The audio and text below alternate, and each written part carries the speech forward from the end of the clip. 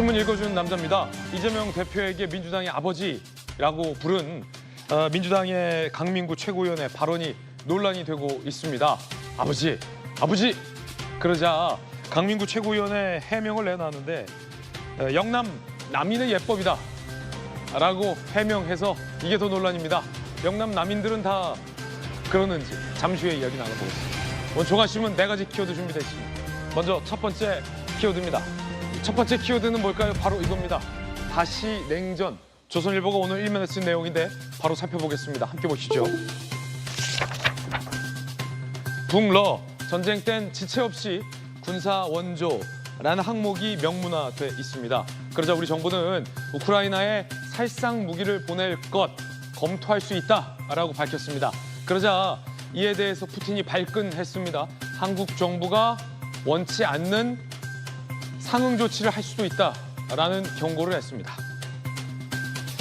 이 북러간이 상당히 가까워지고 한러간이 냉랭해지고 있다라는 진단 가운데서 일각에서는 이거 북한 거 별거 아니다.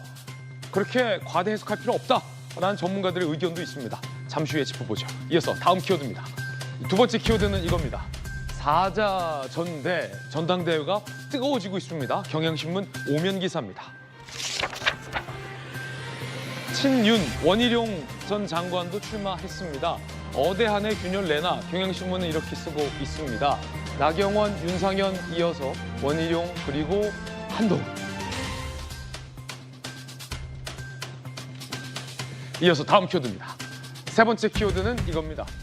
살인, 폭염. 어제 정말 더웠죠. 6월 무더위 중에서 엄청 덥습니다. 한국일보 이면입니다. 그런데 우리나라뿐이 아니라고 합니다. 6월에 벌써 50도 살인 더위에 육박한 곳도 있다라는 것 합니다. 저 사진은 사우디아라비아 사진입니다. 성지 순례 사우디 메카 900명 사망. 인도 뉴델리에서 55년 만에 최고 기온. 미국에 선언했던 동북부까지 폭염경보. 온난화를 넘어 지구 이상하다라고 경고하고 있습니다. 이어서 다음 키워드입니다. 네 번째 키워드는 이겁니다. 회장 빼고 동아일보 8면입니다. 어제 저희 돌직구쇼에서 이면택 회장의 이 정제되지 않은 발언에 대해서 이면택 회장 빼고 새 지도부가 나서야 하는 건 아니냐라는 의견도 제시됐었는데 그대로 이 내부 반발에 무기한 휴진을 재논의하고요. 의협은 새 협의체에 이면택 회장은 빠졌습니다. 자, 그렇다면 정부도 이 의사단체 의료계와 새로운 대화 모색에 나서야 한다라는 전문가들의 의견도 공론으로 제기되고 있습니다. 지금까지 신문 읽어준 남자였습니다.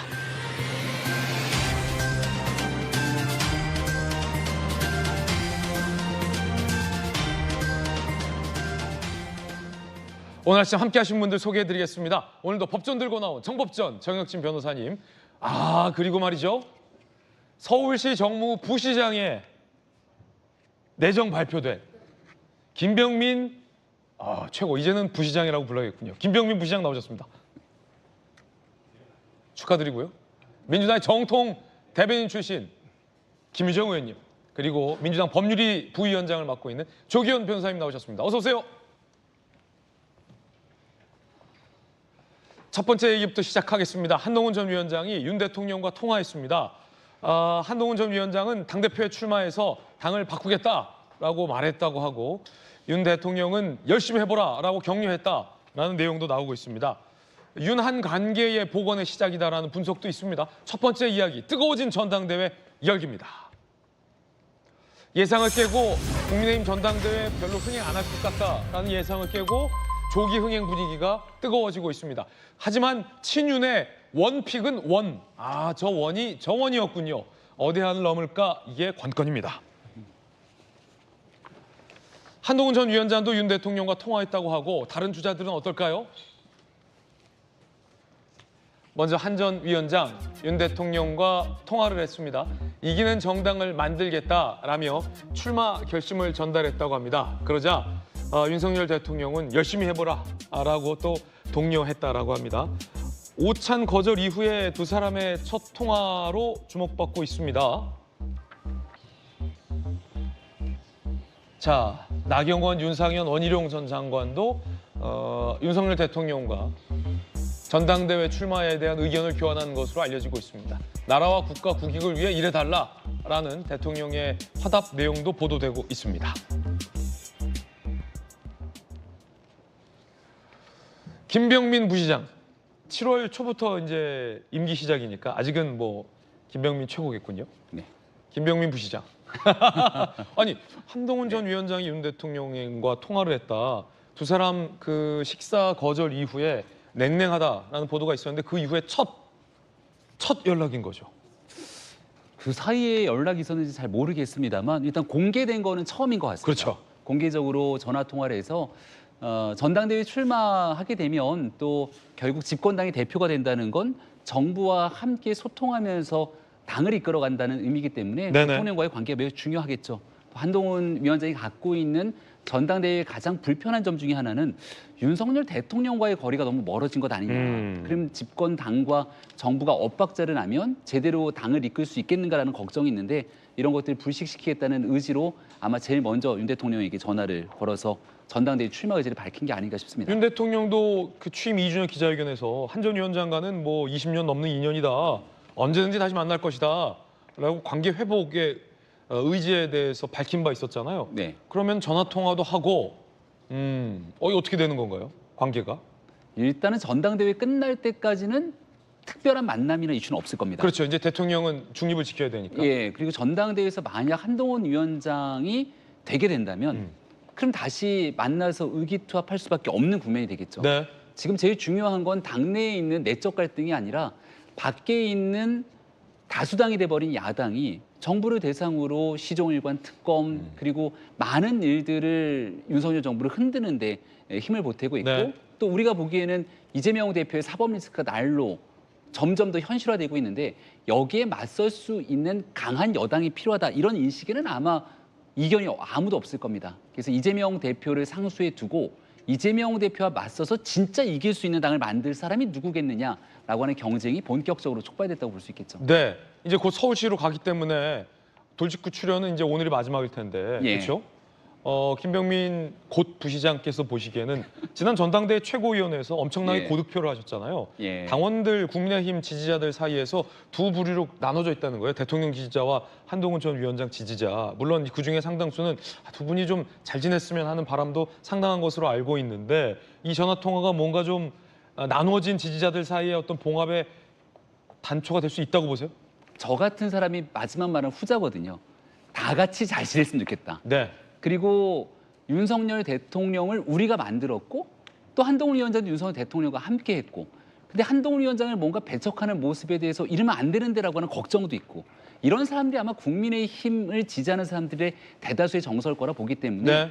여기서 서로 엇나가는 목소리를 내는 게 아니라 다 같이 한번 통합해서 변화 혁신에 나갈 수 있다. 그래야만 이길 수 있다는 비전과 희망을 보여줄 수 있으면 그게 당원들의 표를 당기는 일이거든요. 그래서 제가 이게 총선 때도 마찬가지고 전당대회 때도 마찬가지인데 제일 많이 사람들이 하는 얘기가 제발 싸우지 좀 말라는 싸우지 얘기예요. 마라. 누구를 끌어내리려고 하는 사람보다는 예. 새로운 희망의 메시지를 주는 사람에게 마음이 끌릴 수밖에 없거든요.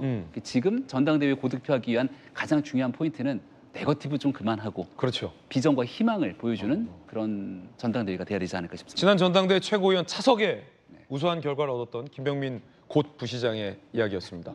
김병민 최고위원은 왜 이번에 전당대회 출마나 혹은 최고위원 네. 출마 안 하고 왜 서울시로 갑니까? 부시장으로. 서울시에 해야 될 일들이 굉장히 많이 있습니다. 네. 그러니까 작은 대한민국이라고 할 정도로 대한민국 수도 서울에서 또 해야 될 역할들이 분명히 있을 거라고 생각하고요.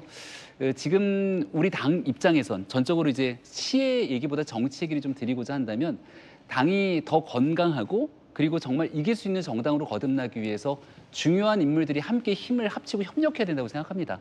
오세훈 서울시장이 우리 당이 가장 어려웠던 시기에 4.7 보궐선거를 통해 서울시장이 됐거든요. 그때 25개 자치구 서울 전체를 이겼습니다. 그다음 서울시장이 됐을 때는 전동을 다 이겼거든요. 근데 지금 총선에서 우리가 매우 어려워진 상황이기 때문에 그때 국민께 희망을 드렸던 내용들을 네. 다 같이 좀 국민의힘 전체로 퍼져나갈 수 있는 역할들 이런 것들도 필요할 거라 보고 그렇군요. 가서 서울시의 일들과 또 이 돌직구쇼 여의도 이런 일을 간극을 좁히는 일을 하기 위해 노력하려고 합니다. 자, 지금 실시간 뉴스로 유승민 전 의원이 전대 불출마 선언했군요. 까먹고 있었습니다. 유승민 의원이 있었다는 걸. 이게 워낙 관심사가 나경원, 원희룡, 한동훈 이쪽으로 움직이다 보니까 아마 유승민 전 의원도 굳이 내가 출마할 의미가 없어졌다라고 판단한 것 같습니다. 안철수 의원은 비슷한 이유로 애시당초 일찍 더 불출마를 선언했죠. 윤 대통령과 한 전 위원장의 전화 통화, 김병민 최고는 이렇게 의미를 해석하셨는데 그렇지 않은 해석도 있습니다. 윤상현 의원인데 이번 전당대회 출마를 시사했죠. 한 전 위원장과는 경쟁 관계입니다. 그 통화, 뭐 그렇게 특별하게 볼 필요 없다라는 겁니다. 들어보시죠. 한동훈 위원장은 그제 대통령하고 통화해가지고 출마 소식도 알리고 잘해보라는 격려도 그래요. 받았대요. 총선 패배 이후에 한동훈 위원장 부르지 않았습니까? 안 갔어요. 그런데 다시 나오려고 해. 말씀 안 드리고 나올 수가 있습니까? 당연히 거쳐야 되는 의례적인 행사예요. 한 번도 안 하다가 끝까지 갈 겁니까? 그럼 그 사람들이 물어볼 거 아니에요. 당신은 어떻게 당정관계를 하려고 하느냐. 저는 이 신뢰관계가 거의 바닥에 갔다라고 봅니다. 경쟁 관계에 있는 윤상현 의원 같은 경우에는 한동훈 전 위원장이 만약에 당대표가 된다면 이게 당정 관계의 신뢰는 바닥이기 때문에 일 진행이 안 된다. 통화는 의례적인 것이다. 라고 평가절하했습니다. 윤상현 의원의 이 분석, 정혁진 변호사님께서는 어떻게 보십니까? 글쎄요, 뭐 의례적이라기보다는 저는 한동훈 전 비대위원장이 대통령께 전화를 드리는 게 네. 의례적인 게 아니고 예의가 있는 거라는 거죠. 예의다. 그렇죠. 그게 예의지 그냥 뭐 쭉 나간 게 말이 되겠습니까? 그거를 의례적으로 해석하든 아니면은 대통령과의 관계 회복이라고 그 해석하든 그건 모르겠는데 확실한 거는 예의를 한동훈 전 비대위원장은 갖춘 거고 거기에 화답하는 윤 대통령도 나가지 말라고 하겠습니까? 그다음에 열심히 잘해서 같이 그걸 잘해보자 이런 이야기 아니겠습니까? 지금 많은 이야기가 돌고 있는데 대통령과 한동훈 전 비대위원장 사이가 뭐 좀 껄끄럽다 이런 이야기 많이 듣고 있고요. 그다음 뭐 그게 사실일 수도 있다라는 생각이 드는데 그런데 전 어떤 생각이 드느냐면은 그거는 그거고 감정은 감정이 있을 수 있지만 더 중요한 건 뭐겠습니까? 이해관계 아니겠습니까? 대통령이 여당 대표하고 각지고 뭐 나중에 그 국정을 제대로 운영할 수 있겠습니까? 더군다나 지금 굉장히 지지율도 그렇고 그다음에 그 의석수도 그렇고 굉장히 어려운 상황이고 그다음에 당대표도 마찬가지 대통령하고 척지고 어떻게 정치를 할 수가 있겠습니까? 더군다나 한동훈 비대위원장이 대권까지 생각한다라고 하면 대통령과의 관계가 회복될 수밖에 없는 거 아니겠습니까? 그런 의미에서 두 사람 사이의 이해관계가 일치한다. 더 중요한 건 뭐냐면은 두 사람 다 우리나라 최고위직에 있는 사람인데 예. 어떤 목표가 있겠습니까? 제가 대통령이라고 하면은 우리나라 대한민국을 좋은 나라 만드는 게 제 목표일 거고 제가 한동훈 전 비대위원장 당대표라고 한다라고 하면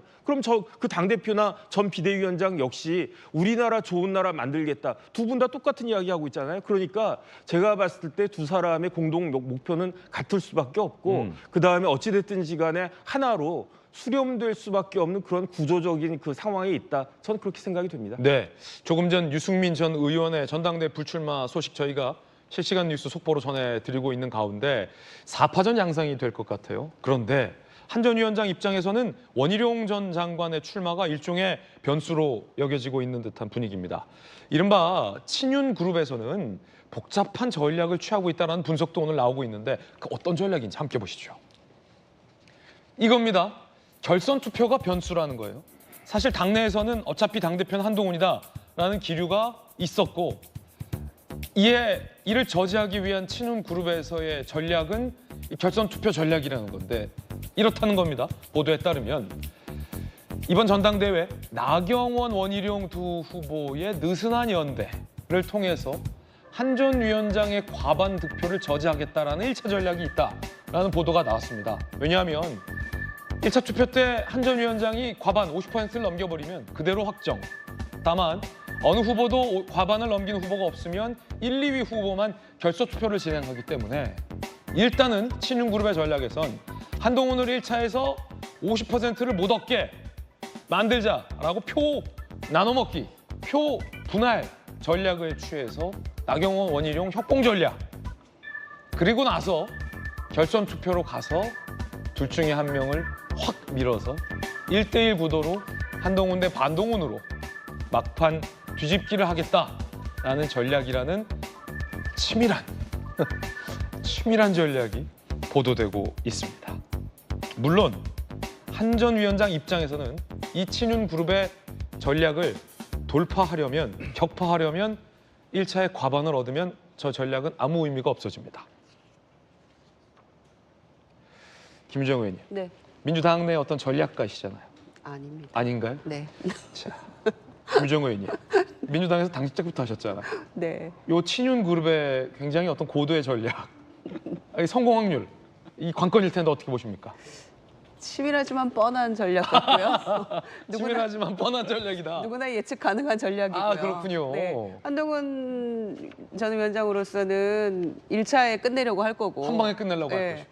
다른 분들이야 어떻게든 연대건 뭐 어떤 식으로든 간에 일단 결선까지 가려고 네. 할 거고. 그거 뻔하지 않습니까?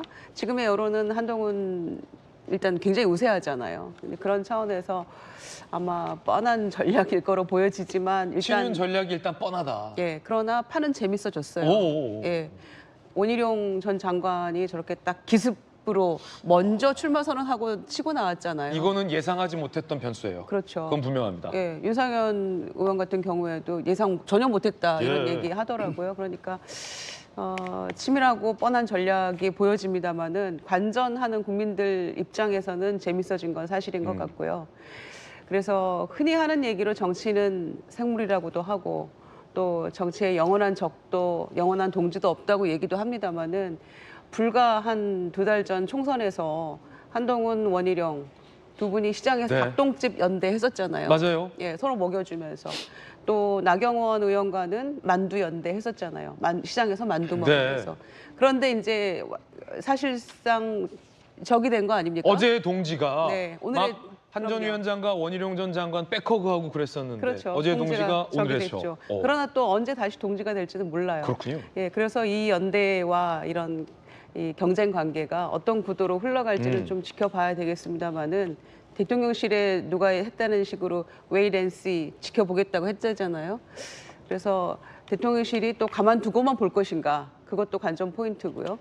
작년에 38 전대 때 내가 개입하겠어라고 개입한 건 아니었기 때문에 네. 이번에는 또 어떤 식으로 나올지 일단 원희룡 전 장관이 기습으로 이렇게 치고 나온 것도 어느 정도 저는 용산에 움직임이 있었다고 보여지기 때문에 지켜봐야 될 흥미로운 대목인 것 같습니다. 김병민 최고님, 오늘 한 보도에 따르면 원희룡 전 장관이 출마하기 하루 전날 윤 대통령을 만났다라는 보도가 나왔어요. 지금 떠 있어요. 출마 선언 하루 전날 대통령을 만났다. 대통령과 전당대회 관련된 이야기를 했는지 여부는 취재가 안 됐지만 네. 타임라인만 보면 갑자기 대통령 만나고 다음날 출마 선언을 했다. 분명한 건 한 전 위원장을 돕는 쪽은 아니고 한 전 위원장과 경쟁 관계. 그렇다면 그걸 바라보는 친윤 그룹에서는 나경원 의원이 아니라 원희룡 장관을 밀어야겠다. 라는 이른바 주자를 바꾼 것 아니냐라는 설이 당내에서 제기되고 있거든요. 친윤 그룹에서 원픽한 사람이 원래는 나경원이었는데 나경원 의원이 그랬잖아요. 인터뷰에서 친윤 세력 등에 업고할 생각 없다. 그러면 우린 원희룡으로 간 것 아니냐라는 여의도 내의 설 어떻게 보세요? 사실입니까? 그 나경원 의원이 나이연대 얘기가 나왔을 때 정말 손사래를 쳤거든요. 네. 이번에도 친윤 프레임이라고 하는데 갇히는 걸 굉장히 싫어하는 것 같습니다. 근데 표는 친윤표가 필요하고 약간 다소 어정쩡한 상태죠. 구도를 나누는 걸 별로 좋아하지 않습니다만 언론에서 이렇게 구도를 잡는 것 같아요. 뭐 한동훈 위원장은 반윤, 그러면 친윤의 원희룡 전 장관, 그리고 나경원은 비윤 정도의 그러니까 이런 구도가 돼버리게 되면 정치에선 선명하게 뭔가 표를 끌어당겨야만 되기 때문에 한동훈 위원장이 거의 상수로 굳어져 있는 상황에서 반대되는 측면의 표를 끌어모으기에는 어정쩡한 상태보다는 원희룡 장관이 확고하게 윤석열 대통령과 함께 가겠다는 의지를 피력하면서 표를 가져올 가능성이 꽤 있지 않는가. 친윤의 원희룡. 네. 그리고 뭐 비윤이든 반윤이든 여기에 좀 다른 상태의 한동훈 이런 대결 구도가 되게 되면 나경원 의원의 포지셔닝이 굉장히 좀 어정쩡해지거든요. 그래서 지금 출마를 본격 선언한 건 아니기 때문에 네네. 마지막까지 고민이 좀 되지 않을까라는 생각이 좀 듭니다. 결선 투표 간다고 보세요? 아니면 한 방에 끝난다고 보세요? 이제 예측할 수 없지만. 한 달 동안의 캠페인에 달려 있는데요. 네네. 시간이 너무 짧아요. 지난번에도 김기현 대표가 한 번에 결선 없이 과반을 가져갈 거라고 생각했던 사람 많지 않았거든요. 근데 근데 분위기가 한번 지금 있는 분위기가 그대로 이어지면 네. 결선 투표 없이 끝날 가능성이 꽤 높고요. 자, 이 보도 보세요. 동아일보. 원희룡 출마 선언에 친윤계 90점이 생겼다. 나경원 카드로는 90점이 아니다. 이 말 아닙니까? 나경원 의원이 얼마 전에 그런 얘기를 했어요. 그 당 대표는 원내에 있는 인사로는 어렵다. 원내에 있는 사람이 해야 된다. 예. 그럼 원희룡 장관도 바깥에 있는 사람이거든요. 이번 떨어졌잖아요, 개항에서. 그 구도가 묘하게 꼬여 있는 상태여서 네네. 아마 원희룡 장관은 내가 친윤인 걸 모르는 사람이 어디 있겠냐. 그렇죠. 라는 내용을 갖고 나오게 된다면 국토부 장관을 했는데. 그럼요. 게다가 대통령과의 식사까지 다 네. 공개가 돼 있는 마당이고 그래서 이제 명확하게 자기가 서 있는 공간들을 찍어놓고 앞서 설명드렸던 것처럼 국민의힘의 당대표는 누가 이재명 대표와 맞서서 압도적인 경쟁력을 갖고 싸울 수 있을 것이냐. 그러면 인천 계양에서 싸웠던 원희룡과 그리고 사법적인 문제를 갖고 법무부 장관으로 한번 제대로 역할을 했던 한동훈과 이 둘의 강력한 대결 구도가 형성될 가능성이 높다고 생각을 합니다. 예. 한동훈 전 위원장과 원희룡 전 장관이 딤섬 먹었었잖아요. 얼마 전에. 그때 무슨 얘기를 나왔는지는 아직 공식적으로 드러난 바 없는데 일각에서는 원희룡 전 장관이 한동훈 전 위원장에게 전당대회 출마하지 말고 나를 좀 도와달라라고 제안했었다. 하지만 한동훈 전 위원장이 그걸 거부했다라는 설도 나오고 있어요. 아직 확인되지는 않았습니다만. 재밌는 게 오늘 아침 라디오 인터뷰 들으니까 윤상현 의원이 얼마 전에 원희룡 장관을 만났대요. 네. 그 나를 좀 도와달라. 음. 그래서 거의 알겠다는 것처럼 얘기를 했다는 건데 다시 연락이 와서 미안하다 이렇게 연락이 왔다는 겁니다. 누가 미안하다고? 원희룡 장관이. 그렇죠. 내가 나가야 되니까. 네. 그런데 그 말이 돌고 도는 사실인지 거죠. 모르지만 이 결과대로라고 본다면 어쨌든 원희룡, 한동훈은 지금은 대결을 해야 되는 숙명적 라이벌이 됐습니다. 실시간 뉴스. 아우. 원희룡 전 장관이 한동훈 전 위원장과 같은 날 같은 장소에서 출마 선언을 한다는군요. 국회에서 23일. 그렇군요. 그러면 시간만 다른 거죠? 시간만 다른 거죠. 국회 소통관에서 한동훈 장관 오후 2시에 1시간 뒤에 같은 장소 같은 날 원희룡 전 장관이 나란히 출마 선언을 한다는 겁니다. 이건 세게 붙겠다는 건데. 예? 조기현 변호사님, 이거는요 세게 붙겠다는 거예요. 피하지 않겠고 정면 승부하겠다는 거고 같은 날 같은 장소 1시간 텀이면 한동훈 전 위원장 출마 선언하고 기자들 질문 받고 장내 정리할 틈도 굉장히 모자라요. 어쩌면 한 전 위원장 기자들 질문 받고 떠나면서 원장관 입장할 수도 있고 마주칠 수도 있는 그 시간, 굉장히 타이트한 시간, 소통관 크지도 않아요. 잘 아시잖아요. 이야, 이거는 1시간 차이로 저걸 잡았다? 예? 그러니까 이게 메시지 대 메시지로 붙이겠다는 그렇죠. 그날 한동훈 위원장이 뭐 직접 이제 지금 출마 선언문을 쓰면서 어떤 메시지를 낼까에 지금 관심이 집중돼 있는 상황인데 야, 이거는 정면 승부. 예, 원희룡 장관이 그날 한다는 것은 네네. 정면 승부죠. 그렇죠. 1대1 구도를 정확하게 만들겠다. 그러니까 메시지 뭐 존중하면서 뭐 한동훈 위원장이 이렇게 내고 나는 이렇게 내고 이걸 가지고 갈등하겠다는 게 아니라 뭐 맞부딪혀서 승부를 보겠다는 전략인 거죠. 거의 막 지금 파열음이 들립니다. 막 챙챙하는. 예, 그러니까 아마 이 출마를 결단하기까지 뭐 내부에서는 뭐 고민이 있었겠지만 어쨌든 갑작스럽게 등판하는 모양새로 네네. 나왔잖아요. 그런데 결심을 한 이상 친윤의 구심점이 되겠다 이 부분도 분명히 하는 것 같고 그래서 한동훈 전 위원장과의 구도도 명확하게 하겠다 이렇게 보여져요. 근데 지금까지 어쨌든 여론 지연상 쉽지는 않잖아요. 네. 지금 판도대로 하면 사실 결선 없이 끝날 가능성도 있어 보이긴 합니다. 원희룡 전 장관은 지난번 이재명 대표랑 붙었잖아요. 센 사람이랑만 붙네요. 그러니까요. 그거 훈용 대전 뭐 이렇게 돼야 되나? 그렇군요. 예, 대전 형식으로 됐어요. 어쨌든 1대1 구도가 돼 버렸으니까요. 네, 어쨌든 이게 구도상은 쉽지가 않고 지난 2023년 전당대회처럼 대통령실이나 친윤이 거칠게 개입해서 판을 흔들기도 어려운 전당대회가 됐습니다. 뭐 룰은 이미 확정돼 있고 뭐 연판장 같은 형식으로 해서 그런 방식으로 전대 개입하는 것은 뭐 현실적으로 불가능하기도 하고 그런다고 해서 판이 바뀔 것 같지도 않고 결국에 대통령 남은 3년 임기에 대해서 불안감을 가진 당원들의 표심을 자극을 해서 그 구심으로써 당을 이끌겠다. 그래서 한동훈 위원장에 대한 대통령과의 관계의 불안감, 신뢰 뭐 이런 부분을 부각할 것 같긴 하네요. 네. 어쨌든 이런 구도로 가면 사실은 균열이 생기는 건 분명해 보입니다. 이 대세론이 흔들릴 가능성은 분명히 있어서 결국에 이제 메시지로 어떤 메시지로 당원이나 또 20% 국민 여론에 호소할지를 지켜봐야 되겠지만 한 달이 짧은 시간은 아닐 것 같습니다. 그렇군요. 친윤의 적장자라는 것을 은근히 내세우면서 당원들과 지지자들의 마음을 사로잡겠다는 원희룡 전 장관, 그리고 가장 대중적인 지지율을 받고 있는 정치인은 나다라는 대세론을 펼치며 초반 분위기를 압도하려 할 한동훈 전 위원장과의 피할 수 없는 수명의 대결. 두 사람 사이에 다리는 하나밖에 없습니다. 외나무 다리라는 거죠. 물론 두 사람 성정상 서로 네거티브로 할 가능성은 거의 없습니다. 선의의 경쟁이지만 굉장히 그 물밑에서는 치열한 칼싸움이 들리는 것 같습니다. 한때는 닭똥집도 먹여주면서 브로맨스를 과시했던 사이였는데 이제는 이 승부가 피할 수 없게 됐습니다. 닭똥집 러브 들어보시죠. 나 이거 닭똥집이야? 똥집. 나 이거 사줘요. 예. 돈이 없어 지금. 2만 원어치. 아니. 야 이게. 아니 난 이거 좋아해? 어이 그럼. 나는 너무 사랑해. 하나 더. 뭐 사신 거예요? 모든 부위 사셨어요?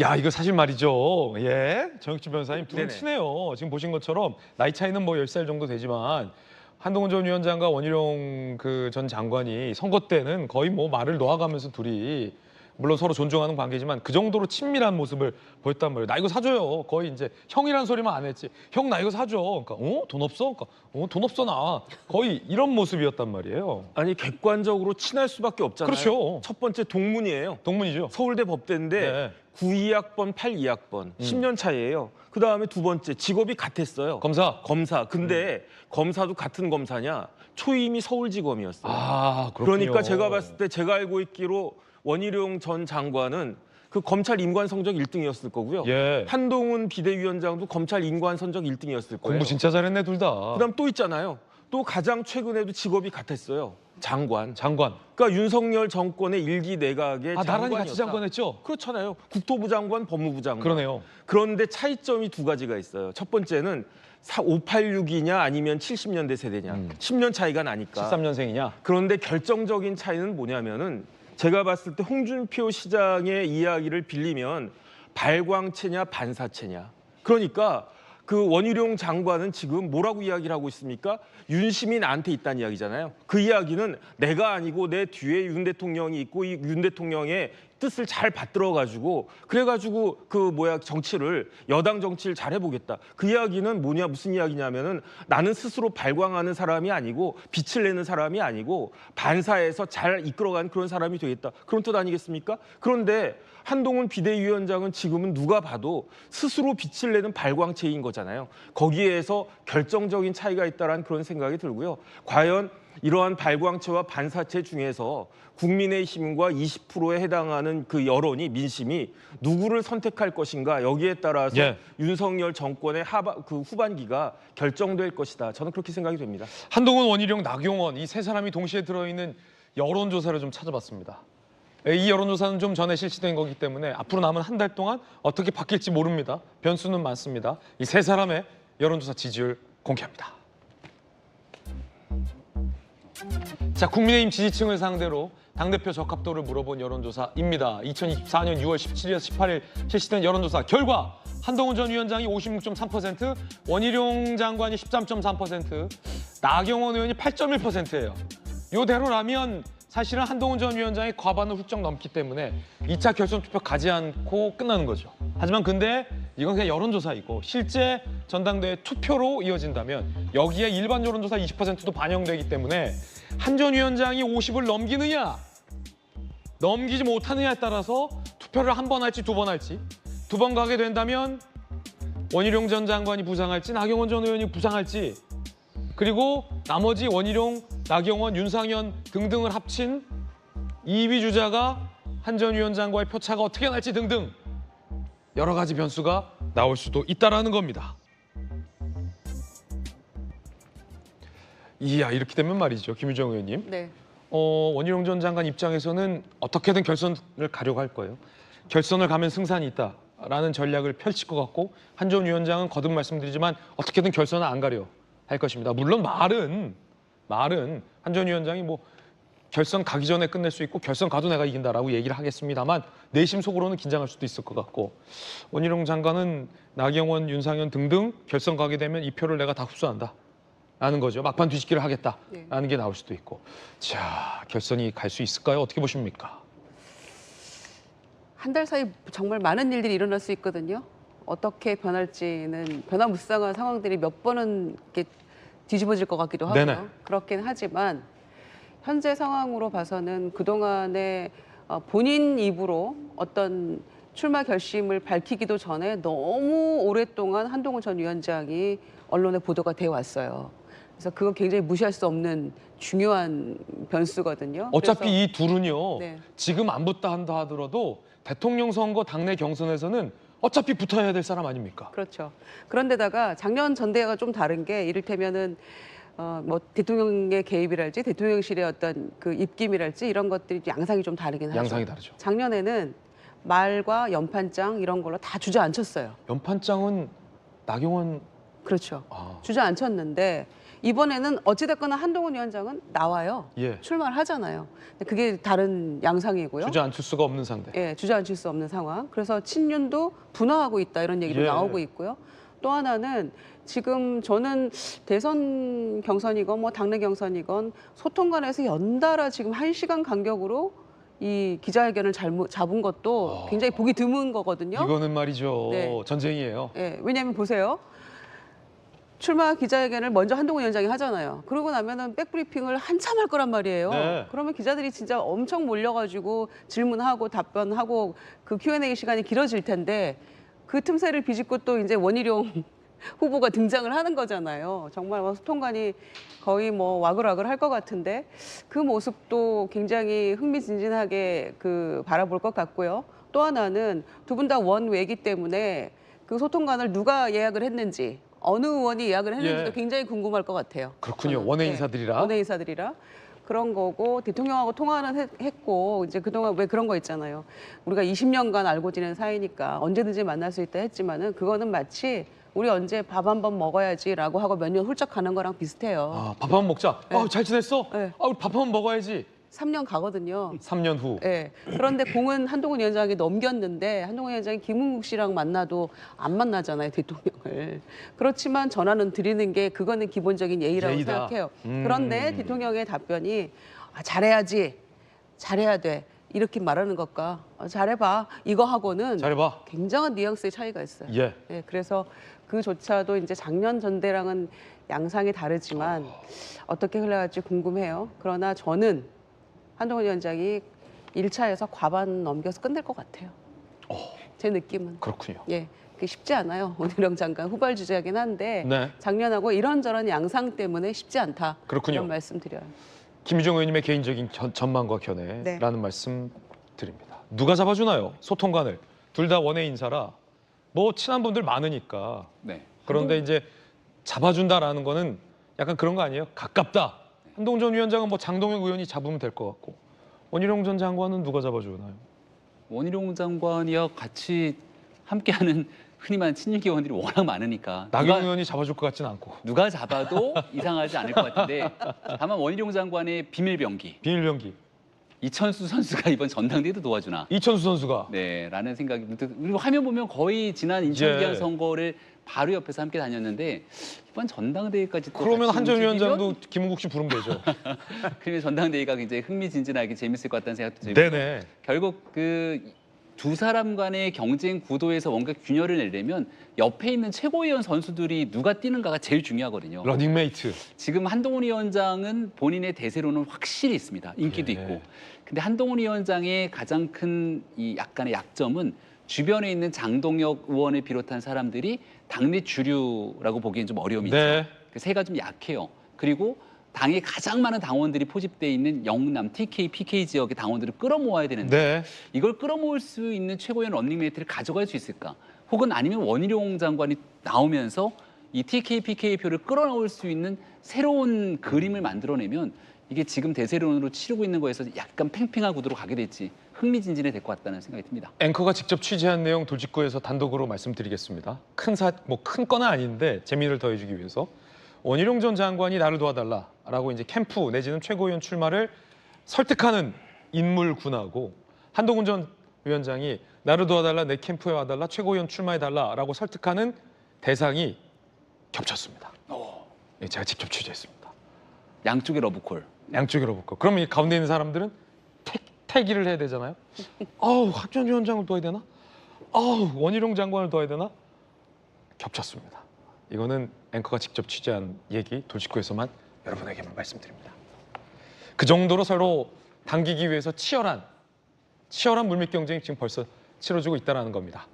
그 가운데 나경원 의원의 이 포지션이 좀 어중뛸 수 있다는 김병민 전 최고의 분석이 흥미로운데 나경원 의원의 이야기 한번 들어보시죠.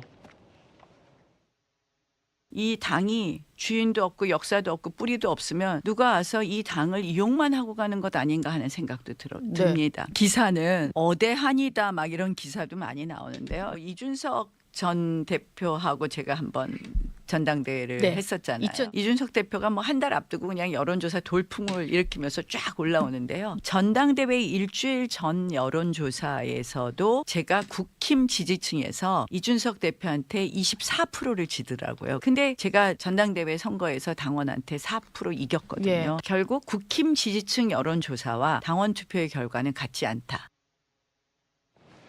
누가 와서 당을 이용만 하고 갔다. 많은 언론은 나경원 의원이 이준석 전 대표 얘기를 하는 거지만 사실 한 전 위원장을 비판한 것 아니냐라고도 해석하고 있고요. 정혁진 변호사님. 네네. 그런데 한 가지 변수가 있어요. 우리가 놓쳐서는 안 되는. 조금 전 돌직구가 실시간 뉴스로 보도해드렸던 유승민 전 의원의 불참. 유승민 의원 여론조사에 보면 아까 당원 지지나 일반 여론조사에서 꽤 지지율을 받고 있었거든요. 9% 당원 사이드에서. 그러면 유승민을 지지했던 9에서 10% 당원이 과연 친윤을 지지할 리는 없고 그렇다면 그게 한전 위원장 쪽으로 갈 가능성이 상당히 크다라는 게 하나의 변수라는 거죠. 유승민 전 의원의 기부업이 포기가 한전 위원장에게는 오히려 득표가 될 수 있다, 포인트가 될 수 있다라는 거고 나경원 의원의 이 존재가 어찌 보면 원희룡 전 의원의 표를 분할할 수도 있다. 그래서 원나 동시 출마가 1차 투표 때 원희룡 후보에게 유리하지만은 않을 수도 있다라는 거죠. 어떻게 보십니까? 누가 와서 당을 이용하고 갔다는데 글쎄요, 뭐 누굴까요? 결국은 그 뚜껑을 열어봐야 되는 거고 그다음에 이번에 국회의장 선거도 그랬지만 특히 당내 선거 같은 경우에는 그 굉장히 변수가 많지 않습니까? 네네. 그러니까 예상과 전혀 다른 결과가 나올 수도 있을 것 같다 그런 생각이 드는데 저 보세요. 유승민 의원이 9%잖아요. 그렇죠. 저게 지금 누구한테 가겠냐 이거죠. 그런데 저게 어디한테 가도 저 수치대로라고 하면 56%잖아요. 네. 그럼 게임 끝난 거 아니겠습니까? 제가 봤을 때 56% 나머지 44%가 일치 단결해도 그래도 56%가 이기는 거니까. 그런데 제가 봤을 때 조금 전에 나경원 의원이 저런 말씀을 하셨지만 중요한 거는 상대가 누구냐에 따라 가지고 그렇죠. 여론조사나 이런 수치 같은 것들은 충분히 바뀔 수 있는 것 달라질 같고 수 있다. 그다음에 지금은 조금 전에 저 56% 나왔지만 누가 봐도 대세는 한동훈 아니겠습니까? 그러니까 어대한 이런 말 나온 적 별로 없었어요. 뭐 제가 들었을 때 뭐 어대윤 이런 이야기 들어봤었고 다른 어대가 있었던 거 저 별로 기억이 안 나거든요. 어대. 그 정도로 이제 어대한이라고 하는 어대명 것이 있습니다. 요즘 어대명. 어대명. 아, 뭐 그건 뭐 당연한 거고. 그런데 중요한 건 좀 전에 이제 김유정 의원님 말씀하신 것처럼 앞으로 한 달 동안에 어떤 일이 벌어질지는 아무도 모를 것 같아요. 네. 왜냐하면 한동훈이라는 사람, 원희룡이라고 하는 사람이 우리가 알고 있었던 한동훈과 원희룡이 아닐 수도 있잖아요.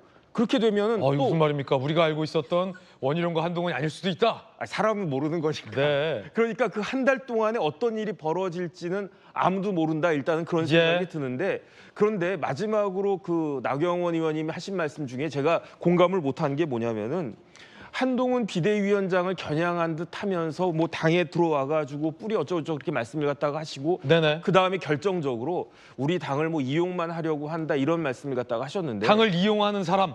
제가 알고 있기로는 제가 지난 100일 동안의 총선 과정에서 본 한동훈은 그 국민의힘을 이용한 사람이 아니고 오히려 처음으로 초짜로 들어와 가지고 국민의 힘을 위해서 모든 걸 다 불사르는 사람 아니었겠습니까? 그래서 그런 부분들은 아무리 뭐 그 경쟁자이고 그렇다고 하더라도 인정할 거는 인정하고 그다음에 거기에 대해서 내가 상대적으로 뭐 예컨대 원내다 이런 장점이 있다 이런 식으로 어필하는 것이 조금 더 낫지 않겠나 그런 생각이 듭니다. 예. 우리 당에 누가 이용만 하고 가. 조기현 변호사님, 이 당내에서 벌어지는 건 다른 당이 보는 게 가장 정확하게 볼 수 있다라는 건데 나경원 의원은 지금 견제구를 한 위원장에게 날렸고 원희룡 전 장관 같은 경우는 같은 날 같은 시간에 한 전 위원장과 같은 출마 선언을 딱 붙였잖아요. 그러면 한동훈 전 위원장 입장에선 뭐가 더 기분 나쁠까요? 나경원 의원의 우리 당만 이용하고 갔다라는 비판 혹은 원희룡 전 장관이 같은 날 같은 시간 같은 장소 1시간 텀으로 잡은 것. 이 둘 중에 이 원희룡 전 장관이 출마 의사를 밝힌 이후부터는 한동훈 전 위원장은 나경원 의원을 크게 많이 생각 안 할 것 같은데. 아 그렇군요. 예. 냉엄한 현실이다 그게. 예, 그렇습니다. 이게 어쨌든 한 지난 10일간의 국면을 보면 한동훈 위원장의 대세론이 계속 유지되고 있었고 나경원 의원이 친윤과 어떻게 관계를 설정할까 이게 관심사였잖아요. 그렇군요. 근데 메시지가 애매했어요. 그게 이제 올드 스토리가 됐다. 예, 친윤이 뭐 적극적으로 밀기에도 애매한 스탠스를 예. 계속 취하고 있다 보니까 그런 과정에 이제 원희룡 위원장이 원픽으로 이렇게 나온 거 아니겠습니까? 이제 큰 변수로 보지 않을 가능성이 높아요. 이제 그렇게 되면 사실은 나경원 의원으로서는 출마 여부 자체를 지금 고민하는 단계로 가지 않을까 싶습니다. 아 그래요? 예, 쫓아가서 이제 3위가 되기 위한 경쟁을 하는 건 아무 의미도 없고 과거 전당대회 때 뭐 그 인위적으로 사실 눌러 앉혀지기는 했지만 본인이 그럴 때도 사실 정치인이라면 또 뭐 차세대 리더로서의 생각, 정치적 입지를 생각한다면 그때 치고 나가는 이런 결기도 한번 보여줬어야 되는데 네. 눌러 앉히면 그냥 앉혀지는 분인데 구도상 잘 싸워봐야 3위 경쟁하게 된 이 판에 끼기가 쉽지 않을 것 같아요. 유승민도 빠졌는데 안철수도 빠지고. 예, 그러니까 그게 뭐 결선까지 가서 본인에게 어떤 친윤의 이 구심으로 모아지는 예. 힘이 있다면 모를까 오히려 이제 그게 완전히 빠져버린 상황에서는 그럼 나경원 의원이 드랍할 수도 있다. 저는 그렇게 봅니다. 예. 이제 와서 드랍하기 좀 민망하지 않을까요? 조경태 의원이 뭐 나 도와준다 이런 말까지 다 하셨는데. 그래도 실익이 없다면 드랍할 수 실익이 있다. 없습니다. 예, 제가 볼 때는. 그렇군요. 흥미롭습니다. 자, 물론 향후 한 달간 어떻게 변화가 있을지는 아무도 장담할 수 없다라는 말씀 거듭 4번 드립니다.